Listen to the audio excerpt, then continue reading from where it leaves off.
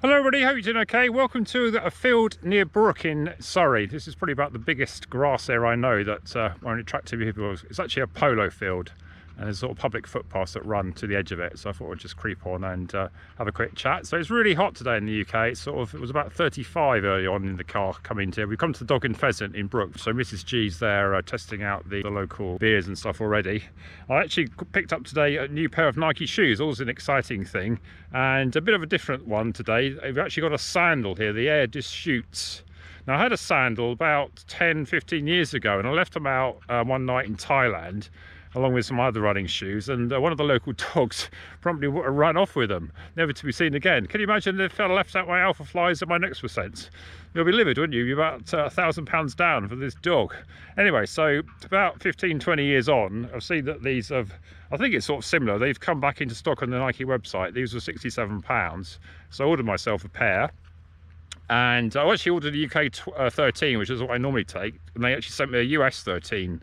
So, but unfortunately, being a sandal, I think they sort of fit okay, and you don't need to have quite as long a shoe if you've got no toe box, as it were. So a quick look at the shoe. As you can see, a review of the upper doesn't take long because there isn't one. Pretty standard sandal, 2 buckles, nicely padded at the back there. Provides quite a good lockdown actually, and these do, with a bit of difficulty, come apart, so you can put your foot in right in, although I did manage to squeeze right into them without doing that. And apparently you've got a Nike Zoom Air unit in the heel here. It definitely feels quite spongy, and there's also quite a decent sponge mount there in the forefoot. So I guess looking at that, they don't obviously tell you a drop, but it does look like there is some sort of drop there, doesn't it? And maybe it's certainly not a zero drop shoe, maybe about 5 mil drop, which is quite nice. And it says sticky rubber, and then you've got the Air Deschutz logo on the back. They come in different colorways. They've got some bright and breezy colorways, but I thought for a sandal that I might want to sort of wear semi-formally, then a black with black socks is quite nondescript, isn't it? And ACG there is for all conditions gear, which is one of Nike's logos for that stuff. It's not really obviously a running Pacific shoe, more really designed to really wear before and after runs. But I was kind of thinking that if you forgot your shoes and only had this and turned up for a park run, could you get round one? Well, I've already done 1.5 miles, so it's probably a good sign. And you can sort of see that it's definitely a sort of contouring through the middle foot. So when I'm running it, it just feels a bit of arch support. Putting the shoe back on.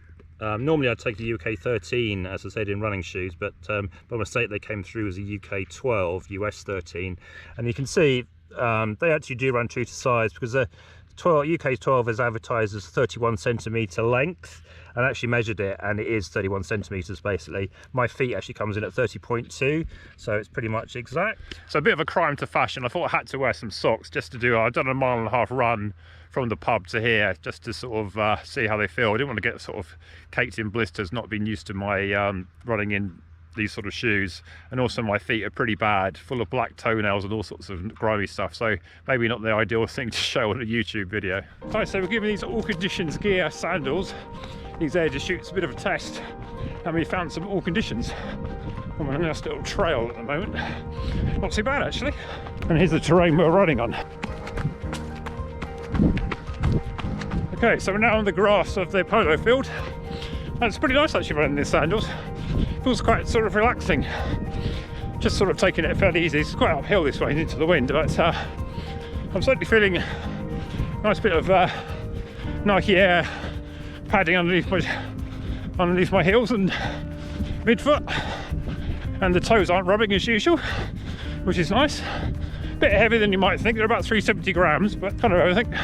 Okay, so let's see if we can do a few strides on this grass. I might take the socks off to do that as well.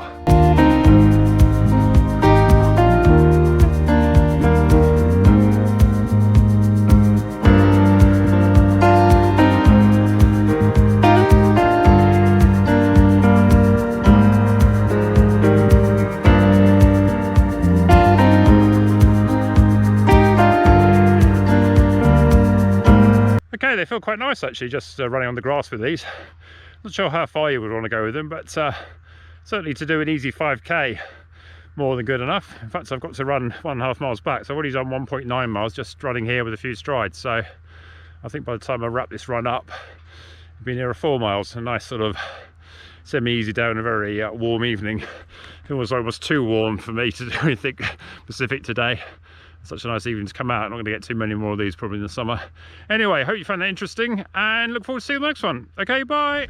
So I managed to make it back to Brook and the Pirie Hall, which is where they Brook Cricket Club play their matches that I'm running around the edge of now at the moment. Yeah, not too bad in these sandals, considering they're not obviously proper running shoes. I would say if you go slightly down a downhill on tarmac, just be careful, because it feels like your foot's about to fall out the shoe. They might stub your toe. But other than that, if you don't try and break any of my course records, then not bad for a sort of casual shoe that you can just run a few miles in and keep your feet cool at the same time. Right, how far have I done now? 3.52 miles. Right, I did a few more laps and I'll call it quits. Okay, see you later then, bye.